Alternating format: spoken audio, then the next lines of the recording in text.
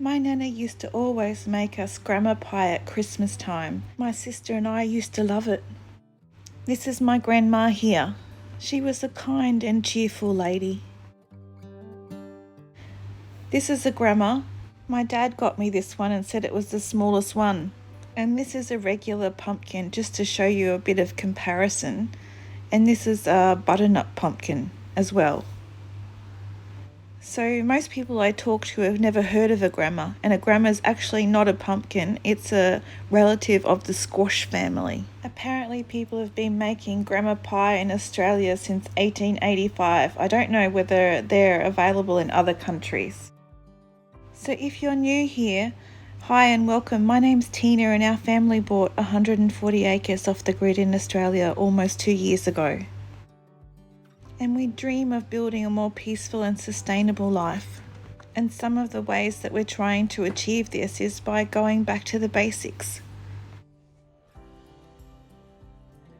So to get this grandma pie started, I just need to cut up the grandma into workable sizes so that I can peel them and get the seeds out.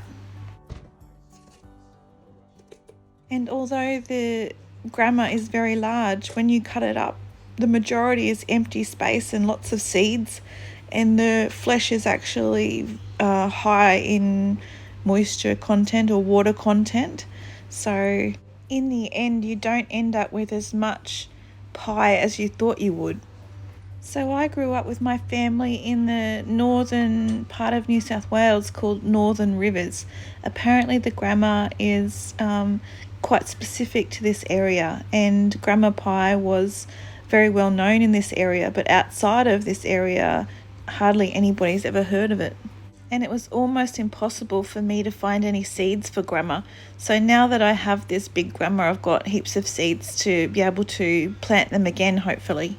So I'm just going to save these seeds and dry them out and hopefully plant them soon. An article in the Sydney Mail in 1922 apparently describes the pie as a special Northern Rivers dish.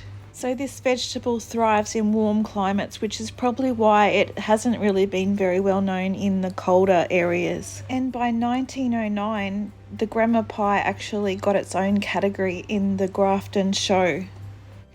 And apparently now the grandma is part of the slow food movement. And so because my partner Paul had never heard of grandma before I mentioned it, I was talking to him about the fact that I needed to make grandma pie. He always thought that I was saying grandma pie, which is pretty close to the truth because my grandma used to always make this for me. It probably is grandma pie anyway. So once I've got this grandma chopped up into manageable size pieces, I'll just peel the outside and then chop them up into smaller pieces to boil with a little water. This grandma skin is really thin and it's so much easier to cut up than it would be to cut up a pumpkin. And it seemed to take forever to peel all these pieces.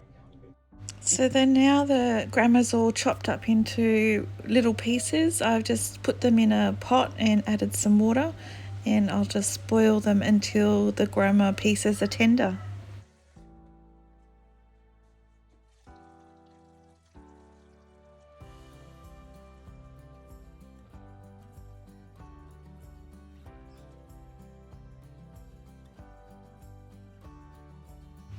And this pot is full to the brim.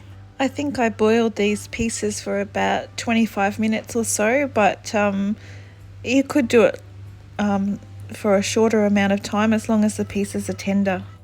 So this was my Nana's grandma pie recipe that was given to me by my auntie. I think a few of my aunties have made it quite often. It's a very simple recipe, so you can see how tender these pieces of grandma are now. So I popped all the grandma into a colander and I just let the grandma drain into the pot. I actually let it drain overnight in the fridge, but I don't think you need to leave it that long. I'm not sure how long my grandma used to do it for.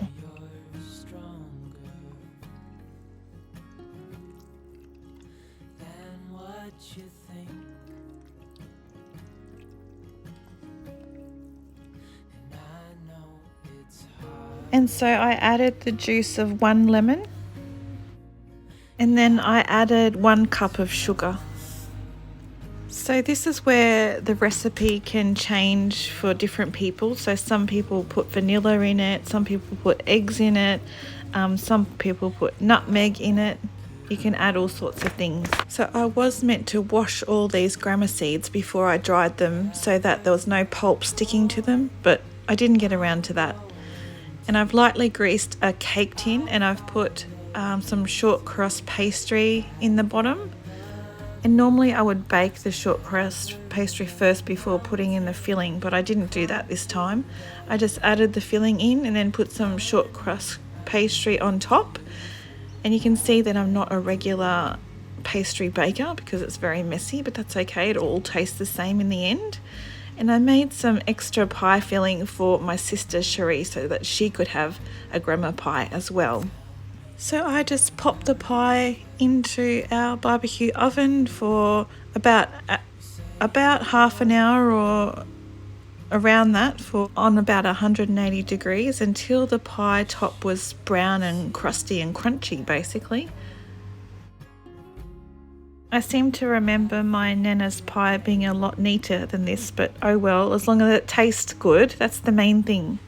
I made some custard to go with ours, but you could have it with ice cream or just regular cream or whatever you like. And the pie tasted just as I remembered it. One of my comfort foods. And now by growing the grammas myself, hopefully I'll have the chance to make it many more times, and it'll be a lasting legacy that my Nana has left behind. I actually think my Nana would be super proud of me. Look at all those seeds. So if you've made grandma pie before, or if you tried this recipe, let us know how it goes and whether you've made it differently and whether it's turned out better. I'd love to know.